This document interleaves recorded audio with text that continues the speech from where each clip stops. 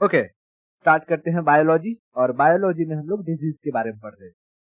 तो previous lecture में हमने किसी की कमी से होने वाली रोगों के बारे में समझा था, जैसे प्रोटीन की कमी से होने वाले डिजीज क्वाशिकोर, मैरास्मस, और विटामिन से होने वाले डिजीज के बारे में समझ लिया, है ना। जैसे विटामिन ए की कमी से night blindness, vitamin B one beriberi, B two से डीएनए में डिफेक्ट आता है, बी3 से पेलाग्रा, बी5 में कई सारे कारण हो सकते हैं, बी5 के कई सारे रोग हो सकते हैं, जैसे कि मसल्स क्रैम्प हो गया, नोजिया हो गया, हेडेक हो गया। फिर बी6 की कमी से माइक्रो एनीमिया, बी7 की कमी से जो है बालों का पतला होना, है ना। बी7 को ही विटामिन एच कहते हैं। फिर बी11 फॉलिक एसिड अनीमिया, बी12 कोबाल्ट कमी से पायरालिसिस, फिर विटामिन सी से स्कर्वी, डी से रिकेट्स, ई की कमी से रिप्रोडक्शन प्रॉब्लम, और के की कमी से ब्लड क्लॉटिंग जैसी समस्या हमने देखी। हमने बात किया था कि हम deficiency, genetic, protozoa, fungus, bacteria, virus और बॉम्ब, इन सभी से होने वाली बीमारियों के बारे में समझें। तो डेफिशिएंसी से होने वाली बीमारियों में कोई तकलीफ नहीं। आज हम चलते हैं, समझते हैं ऐसी बीमारियां जो जेनेटिकली आती हैं। अगर किसी को हुआ है परिवार में, तो आने वाले जनरेशन्स में वो बीमारी देखने को मिल सकती है। ठीक है, तो समझते हैं हम जेनेटिक डिजीज। क्या कहेंगे उनको? जेनेटिक डिजीज यानी आनुवांशिक। मैं लिख देता हूं पहले,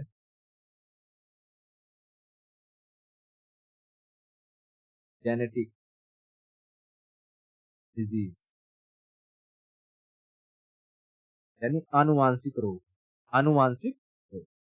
ठीक है, चलो देखो, आनुवांशिक रोगों में इन तीन चीजों के बारे में पढ़ेंगे। नॉर्मली सबसे पहले अगर मैं बात करूं तो एक होता है कलर ब्लाइंडनेस। क्या होता है? Colour blindness. कलर ब्लाइंडनेस में क्या होता है? इंसान को लाल रंग और हरे रंग के बीच में, इसमें किसमें, रेड और ग्रीन, इसके बीच में फर्क समझ में नहीं आता है, और ये आनुवांशिक डिजीज है। मोस्टली इस डिजीज में इंसान का एक्स क्रोमोसोम अफेक्ट होता है। कौन सा क्रोमोसोम? क्रोमोसोम एक्स, एक्स वाला क्रोमोसोम अफेक्ट होता है। अब जैसा कि हमको पता है, मेल और फीमेल, है ना, 23 क्रोमोसोम यहाँ से आते हैं और 23 क्रोमोसोम यहाँ से आते हैं, तब जाकर के एक बच्चे का निर्माण होता है। ठीक है, जिसमें से 22 क्रोमोसोम तो दोनों में सेम होते हैं, और एक क्रोमोसोम क्या बताते हैं? जेनेटिक्स को डिसाइड करते हैं, जेनेटिक्स को। तो मेल में भी हमको एक्स और वाई दोनों क्रोमोसोम देखने को मिलते हैं, लेकिन फीमेल में एक्स और एक्स क्रोमोसोम देखने को मिलते हैं, क्योंकि हमको पता है कि कलर ब्लाइंडनेस में एक्स क्रोमोसोम ज्यादा अफेक्ट होता है। इसका मतलब कलर ब्लाइंडनेस के फैलने की संभावना महिलाओं में ज्यादा होती है। अगर माता को कलर ब्लाइंडनेस है, तो आने वाले बच्चे में भी वो कलर ब्लाइंडनेस देखा जाएगा। समझ में आई? तो कलर ब्लाइंडनेस में कहेगा कि कौन सा क्रोमोसोम अफेक्ट होता है, तो एक्स क्रोमोसोम। अब जरूरी नहीं है कि सिर्फ क्रोमोसोम के अफेक्ट होने से ही ये जेनेटिक डिसऑर्डर हो या जेनेटिक डिजीज हो। इसमें कभी कभी शरीर के अंदर केमिकल इम्बैलेंस भी हो जाता है, केमिकल इम्बैलेंस, जिसकी वजह से भी कई बीमारियां हो जाती हैं, जो जनरेशन टू जनरेशन पास होती रहती है। और ये लगभग 7 से 8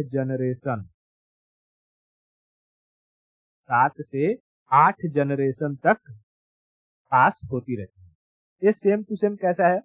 जैसे हम, कोई पेपर है, उस पर लिखा हुआ है डी, अब इस डी का अगर हम जेरोक्स निकालते हैं, कई सारी कॉपी निकालें जेरोक्स, तो एक पहला दूसरा जेरोक्स तो ठीक आएगा, तीसरा ठीक आएगा, चौथा में थोड़ा सा फेंट होगा, पांचवा में फेंट होगा, छठवां में फेंट होगा, और धीरे धीरे अगर ऐसे ही 1000-2000 कॉपीज निकालेंगे तो एक वक्त आएगा कि बी का जो फोटो कॉपी है वो अब अच्छे से नहीं आएगा। तो जेनेटिक डिसऑर्डर में सेम टू सेम यही होता है, क्रोमोजोम पास होते रहते हैं, बीमारी पास होती रहती है, तो बीमारी भी धीरे धीरे धीरे धीरे धीरे धीरे कमजोर होती जाती है, और 6-7-8 जनरेशन के बाद ये बीमारी ऑटोमेटिक खत्म हो जाए। ठीक है, तो जेनेटिक डिसऑर्डर में पहले, जेनेटिक डिजीज में हमने पहले क्या देखा, कलर ब्लाइंडनेस। अब कलर ब्लाइंडनेस जिसको होता है, नॉर्मली डॉक्टर क्या करता है कि उसको चेक करने के लिए एक चार्ट देगा, उस चार्ट में तो ले लेता हूँ ताकि ये समझ में आए। चार्ट में क्या रहेगा, बहुत सारे कलर्स के डॉट्स आपको दिखाई दे रहे हैं। अगर आपको अभी कलर ब्लाइंडनेस है तो आपको इसमें 7 नहीं दिखाई देगा, ठीक है, इसमें आपको 13 नहीं दिखाई देगा, इसमें आपको 16 नहीं दिखाई देगा, इसमें आपको 8 नहीं दिखाई देगा, इसमें आपको 12 नहीं दिखाई देगा, इसमें आपको 9 नहीं दिखाई देगा।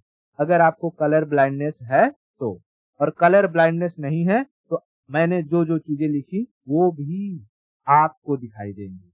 ठीक है, जैसे 7, 13, 16, 9, 8, 18, 12 और 9। ठीक है, ये सब दिखाई देगी। तो डॉक्टर भी ऐसे ही चेक करता है, चार्ट दे देगा, देख लेगा कि भाई अच्छा इसमें इनको ये दिखाई नहीं दे रहा है क्योंकि इसमें ग्रीन कलर से लिखा हुआ है पूरा। अगर इनको किसी ने कहा कि ये तो 5 लिखा है, तब डॉक्टर समझ जाएगा इनको हरे रंग समझ में नहीं आ रहे हैं क्योंकि हरे रंग से पूरा 7 बनाया हुआ है, समझा।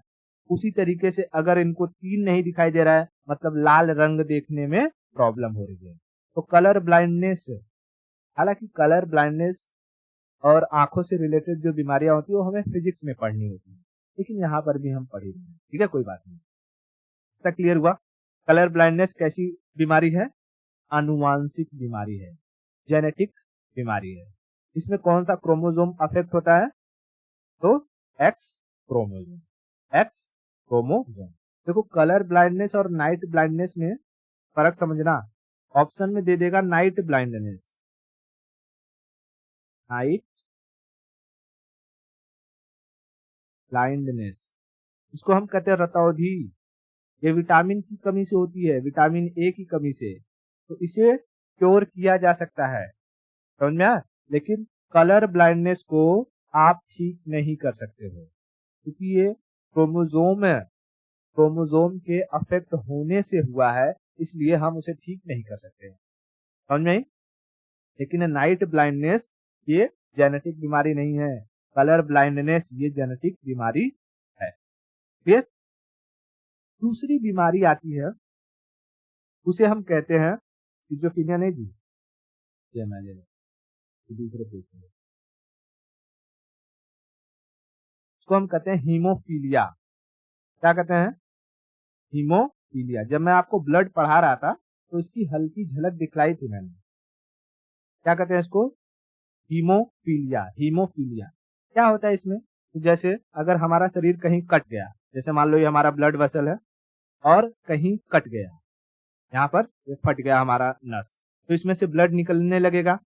तो ब्लड निकल रहा है तो कुछ टाइम बाद ये नस बंद होनी चाहिए, यानी ब्लड क्लॉट होना चाहिए यहाँ पर, और ये ब्लड निकलना बंद हो जाना चाहिए। लेकिन जिसको जिसको ये कहाँ से आ जा रहा बात, जिसको हीमोफीलिया हो जाती है उसके अंदर ये ब्लड क्लॉटिंग होती ही नहीं। तो इसमें क्या नहीं होता है? ब्लड क्लॉटिंग नहीं होता है। ठीक है, ब्लड क्लॉटिंग नहीं होता है। ये डिजीज पहले से जो हीमोफीलिया है, हीमोफीलिया ये पहली बार ऑब्जर्व किया गया था, पहली बार ऑब्जर्व किया गया था ब्रिटेन की महारानी में, है ना, एलिजाबेथ में। इसलिए इस हीमोफीलिया को रॉयल डिजीज भी कहते हैं। क्या कहते हैं? Royal disease, royal disease. Royal disease. ठीक है, तो हीमोफीलिया क्या है? एक जेनेटिक बीमारी है, जेनेटिक बीमारी है। ठीक है, जेनेटिक बीमारी है। क्लियर हो गया? तो हमने दो जेनेटिक बीमारियों के बारे में देख लिया। किसके किसके बारे में? एक तो कलर ब्लाइंडनेस, कलर ब्लाइंडनेस में एक्स क्रोमोसोम अफेक्ट होता है, रेड और ग्रीन में फर्क समझ में नहीं आता है। और दूसरा हमने देखा हीमोफीलिया, हीमोफीलिया में ब्लड क्लॉट नहीं होता है। यह पहली बार ऑब्जर्व हुआ था ब्रिटेन की महारानी में, इसलिए इसे रॉयल डिजीज के नाम से भी जानते हैं। अब आते हैं आज के सबसे इंपॉर्टेंट टॉपिक पर, उसको हम कहते हैं स्किज़ोफ्रेनिया। क्या कहते हैं? स्किज़ोफ्रेनिया। ठीक है, दिमाग की बीमारी, मस्तिष्क की बीमारी। ठीक है, बहुत ही इंटरेस्टिंग है। स्किज़ोफ्रेनिया में आपको समझ में आएगा कि हमारे भारत में यूथ किस तरीके से, या भारत में ही नहीं पूरी दुनिया में यूथ किस तरीके से स्किज़ोफ्रेनिया के शिकार होते हैं और उन्हें पता भी नहीं चलता। ठीक है, तो स्किज़ोफ्रेनिया के बारे में समझे। स्किज़ोफ्रेनिया भी एक जेनेटिक बीमारी है। अगर परिवार में किसी को ये बीमारी हुई रहती है, अब इसमें क्या हुआ रहता है अल्टीमेटली बताते हैं, इसका कोई एक फॉर्म नहीं है, कई बीमारियों का मिक्सचर है एक तरीके से समझो। ठीक है, नॉर्मल जिसे पता नहीं रहता है, लोग कह देते हैं कि ये इंसान पागल हो गया है, या इसके ऊपर भूत चढ़ गया है, या इसे बुरे सपने आ रहे हैं। तो दरअसल सारी की सारी चीजें स्किज़ोफ्रेनिया के अंदर ही आती हैं। कोई इंसान अकेले में बात कर रहा है, कोई किसी को देख करके डर जा रहा है, वो सब क्या है? स्किज़ोफ्रेनिया के ही अंदर आते हैं। तो समझे हम स्किज़ोफ्रेनिया क्यों होता है? हमारे ब्रेन में केमिकल इम्बैलेंस की वजह से, केमिकल इम्बैलेंस की वजह, ठीक है, ब्रेन में केमिकल इम्बैलेंस की वजह से स्किज़ोफ्रेनिया हो सकता है। ठीक है, हो सकता है। अब इसे जेनेटिक क्यों कहा गया है? कि मान लो कि किसी परिवार में किसी इंसान को दिमाग में कोई डिफिकल्टीज हुई हो, ठीक है, किसी वजह से उनमें केमिकल का इम्बैलेंस हुआ हो सकता है कि उन्हें हर जगह कोई खड़ा हुआ दिखाई दे रहा हो, रात को वो चिल्लाने लग रहे हों, है ना? या उन्हें ऐसा लग रहा है कि जैसे उनके कानों में हमेशा कोई घुंघरू की आवाज सुनाई दे रही हो। तो ऐसी सिचुएशन में अब वो इंसान, उस इंसान का जो भी बच्चा होगा, आगे नेक्स्ट जनरेशन आएगी, उसके अंदर भी वो गुण चले जाएंगे, क्योंकि वो उसके जेनेटिक में घुस गया रहेगा। ठीक है, अंदर चले जाएंगे, तो हो सकता है कि स्टार्टिंग फेज में बच्चे में वो गुण दिखाई ना दे, लेकिन जैसे जैसे बड़ा होगा तो उसमें वो गुण दिखाई देने लगेंगे।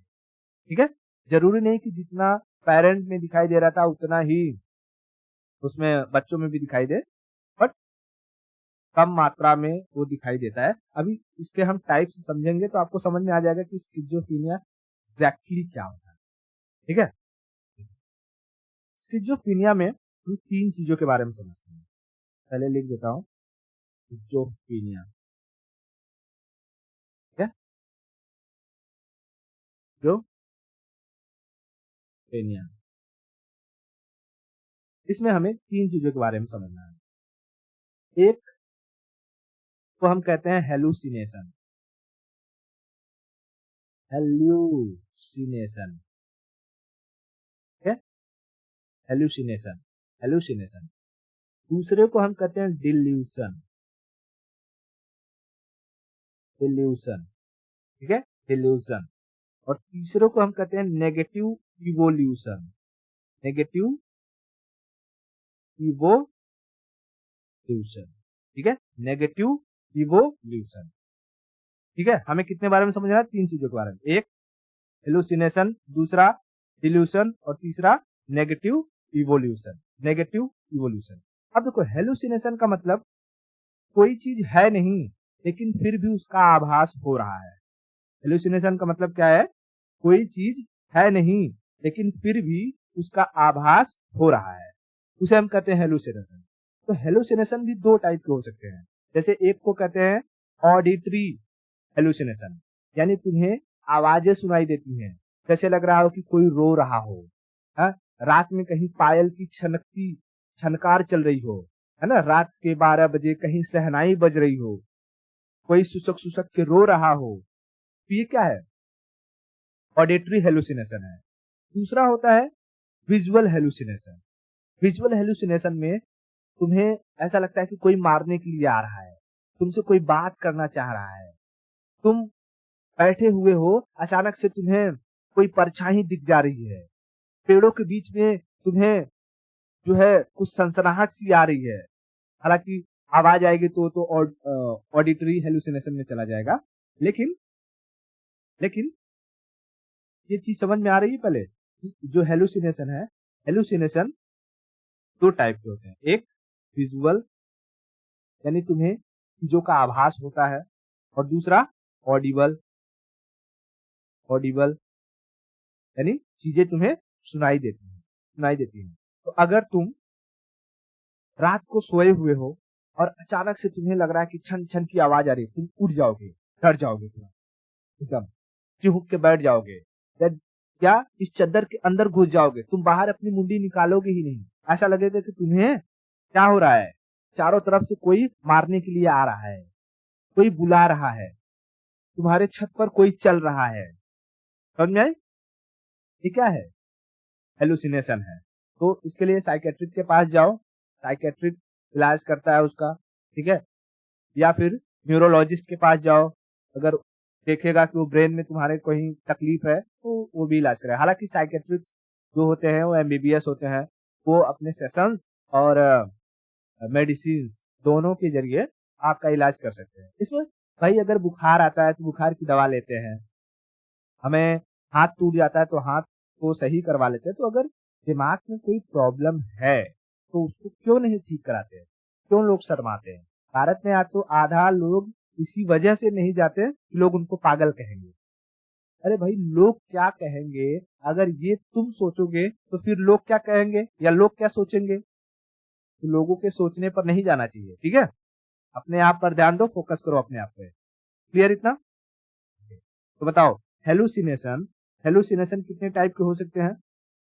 तो एक विजुअल और एक ऑडिबल, विजुअल और एक ऑडिबल। आप समझते हैं डिल्यूशन क्या होता है? देखो डिल्यूशन के शिकार, हेलुसिनेशन तो बहुत कम मात्रा में दिखाई देता है, लेकिन डिल्यूशन के शिकार बहुत सारे नौजवान होते हैं। इसमें क्या होता है, डिल्यूशन के भी 3 टाइप होते हैं। देखो डिल्यूशन के भी कितने टाइप? 3 टाइप। मैं यहाँ लिखता हूँ। एक होता है जिसको हम कहते हैं परसेप्शन डिल्यूशन, परसेप्शन डिल्यूशन। दूसरा होता है रेफरेंस डिल्यूशन, रेफरेंस डिल्यूशन। और तीसरा होता है इनफिडेलिटी डिल्यूशन, इनफिडिलिटी डिल्यूशन। देखो परसेप्शन का मतलब क्या होता है, तुम अपने आप से ही दूसरों के बारे में राय बनाना शुरू कर देते हो। जैसे मान लो कि तुम यहाँ बैठी हुई हो, ठीक है, चुपचाप से यहाँ बैठी हुई हो, और यहाँ पर 2 लोग खड़े होकर के कुछ आपस में बातचीत कर रहे हैं, ठीक है, ये आपस में बातचीत कर रहे हैं, और इसमें एक ने तुम्हारी तरफ जस्ट देखा और देख करके मुड़ गया, तुमने भी इसको देख लिया, बस तुम्हें ये लग जाएगा ये दोनों मेरे ही बारे में बात कर रहे हैं। ये दोनों किसके बारे में बात कर रहे हैं? मेरे ही बारे में। तुम जाकर के ये नहीं सोचोगे कि अच्छा हो सकता है कि ऐसे ही ये मुड़ गया हो, देख लिया हो, लेकिन तुमको लगेगा ये मेरे बारे में कोई बुराई कर रहे हैं, मुझे मारने का प्लानिंग कर रहे हैं, मुझे किडनैप कर लेंगे, ये सब सोचने लगोगे और तुम्हारे दिमाग में स्ट्रेस आना शुरू हो जाएगा। ये भी क्या है, एक स्किज़ोफ्रेनिया का वो संकेत है कि भाई तुम्हारे अंदर दिमाग में कहीं न कहीं केमिकल लोचा हो रहा है। समझ में आ रहा है? तो हो सकता है कि तुम ऐसे सिचुएशन में क्या करो कि जो है एग्रेसिव मूड में आ जाओ। अगर वो तुमसे कोई एड्रेस पूछने के लिए आ रहा हो सकता है तुम्हारे पास जो भी खाना खाने वाली चम्मच हो, उसी खाने वाली चम्मच उसके आंख में घुसेड़ दो, है ना? तो तुम्हारा नेचर तुरंत चेंज हो जाएगा। या हो सकता है तुम डर के भाग जाओ, समझ में? ओके। तो पहला क्या है, ये परसेप्शन डिल्यूशन, अपने आप से ही क्या होना, किसी के बारे में धारणा बना लेना, कोई बात बना लेना। दूसरा होता है रेफरेंस डिल्यूशन। रेफरेंस डिल्यूशन में हम अपने करीबियों को लेकर के धारणा बनाते हैं, डाउट करते हैं। जैसे रिलेटिव्स, हम अपने रिलेटिव्स के ऊपर कभी भरोसा ही नहीं करेंगे। रिलेटिव्स ने जैसे आया घर पे, तुम्हें ये लगने लगेगा आ गई ये चुड़ैल, मेरी बुराई करेगी। हाँ, ये जो मौसी, जैसे मान लो तुम्हारी मौसी घर पे आ गई, तो तुम्हें लगेगा कि मौसी आ गई, अब अपने बेटे की बहुत तारीफ करेगी या अपनी बेटी की बहुत तारीफ करेगी, मेरी बुराई करेगी। तुम वहां से चली जाओगी, अपनी कमरे में चली जाओगी और वहां पर जाके सोच सोच के अपना पूरा दिमाग सुझा दोगी। हालांकि ऐसा कुछ नहीं हो रहा है, लेकिन फिर भी तुम ये सोच रही हो। उसे हम कहते हैं रेफरेंस डिल्यूशन, यानी हम किसी का रेफरेंस दे करके अपने आप को स्ट्रेस देते हैं। समझ में आई? तीसरा होता है इनफिडेलिटी। अब इनफिडेलिटी, ये जो हस्बैंड वाइफ होते हैं, हस्बैंड और वाइफ या बॉयफ्रेंड या गर्लफ्रेंड, इन दोनों में देखने को मिलती है। इसमें शक करने की बीमारी, तो शक नहीं, शक तो कहते हैं ना डाउट, डाउट वाला, डाउट करने की बीमारी हो जाती है। हस्बैंड हमेशा इस बात की ताक में रहेगा कि मेरी जो बीवी है वो इतना सज धज के कहाँ जा रही है, हाँ? या वो इतना फोन पर किससे बात कर रही है, मेरी बीवी क्यों हंस रही है, ठीक है? या हस्बैंड काम पर गया है तो उसका दिमाग हमेशा घर पे लगा रहेगा कि पता नहीं वो क्या कर रही है, वो घर में है, किसी को बुला तो नहीं लिया उसने, हाँ? उसका किसी के साथ चक्कर तो नहीं चल रहा है, ठीक है? वो हमेशा डाउट करते रहेगा। और जैसे ही घर पे आएगा, अगर देखा कि पत्नी बहुत अच्छे मूड में है, खुश है, वो चिल्लाना शुरू कर देगा, गाली गलौज शुरू कर देगा, मारना शुरू कर देगा। हालांकि ये उल्टा भी हो सकता है। जो पत्नी है, पत्नी हमेशा पति पर शक करती रहे। अगर पति कहीं काम से बाहर जा रहा है तो पत्नी को लगने लगे कि इसका कोई चक्कर चल रहा है, ये किसी और को रखा हुआ है। समझ आ रहा है? ये पति और पत्नी या गर्लफ्रेंड और बॉयफ्रेंड में ज्यादा देखने को मिलता है। उसको हम कहते हैं इनफिडेलिटी डिल्यूशन। Infidelity dilution. इतना चीज क्लियर हुआ? ओके। तीसरी चीज होती है नेगेटिव इवोल्यूशन। अब नेगेटिव इवोल्यूशन क्या है तो समझ लेते हैं। नेगेटिव इवोल्यूशन यहां लिख देता हूं, नेगेटिव इवोल्यूशन। इसमें इंसान अपने आप से अकेले में बात करता है, सेल्फ टॉक। देखो, सेल्फ टॉक अच्छी बात होती है, ठीक है? जैसे सेल्फ टॉक अच्छी बात होती है किस रेफरेंस में? भाई, जैसे तुम कोई काम करने जा रहे हो, उसे करने से पहले 2-4 बार अपने आप से पूछ लो कि करना चाहिए कि नहीं करना चाहिए, ठीक है? या जैसे तुम कोई टॉपिक पढ़ रहे हो, उसको रिवाइज कर रहे हो, तो रिवाइज करते टाइम अपने आप से ही सवाल पूछोगे कि हाँ, इसका आंसर बताओ क्या है, इसका आंसर बताओ क्या है। लेकिन ऐसा हो जाए कि तुम रास्ते पर चल रहे हो और बात कर रहे हो, और बताओ कल्लू क्या हाल है, या जो है बोलो राधा कहाँ जा रही हो, राधा को बाधा हुई है? लगे तुम बात करने, अरे छोटे पंडित, ऐसे ऐसे जो है मंजूलिका वाले डायलॉग मारने लगे। भाई साहब, इसको, ये जो सेल्फ टॉक होती है यानी अकेले में खुद से ही बात करना, इसे हम नेगेटिव इवोल्यूशन कहते हैं। और इसके शिकार बहुत लोग हो जाते हैं, उन्हें पता ही नहीं चलता। कुछ कुछ है बच्चे जो बहुत अकेला रहना पसंद करते हैं, वो लोगों से मिलते जुलते नहीं है, ठीक है? तो उनको भी ये प्रॉब्लम होती है स्किज़ोफ्रेनिया की, जिसमें वो इस थर्ड कैटेगरी में आते हैं। आखिर क्यों कोई इंसान इतना लोगों से दूर दूर रह रहा है? उसे एक बार अकेले में ऑब्जर्व करो, देखो जब वो अकेले रहता है तो उसका बिहेवियर क्या है, आपको समझ में आ जाएगा। वो सबके सामने हो सकता है कि बहुत खुश नजर आए, वो कुछ ना बोले, ठीक है? सबके सामने कैसा हो, बहुत खुश नजर आए, लेकिन उसके अंदर बहुत कुछ चलते रहता है। वो परेशान होगा, डिप्रेस होगा, गुस्सा होगा, किसी को लेकर के कोई साजिश कर रहा हो सकता है, ठीक है? तो नेगेटिव इवोल्यूशन में हम क्या करते हैं, खुद से बातें करते रहते हैं, और अगर कोई हमें देखता है तो हम उसे इग्नोर कर देते हैं।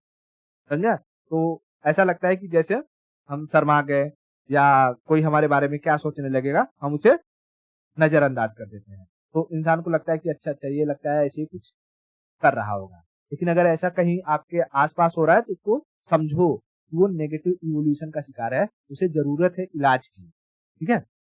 उसके बाद स्किज़ोफ्रेनिया में जो सबसे खतरनाक बीमारी आती है उसको कहते हैं हम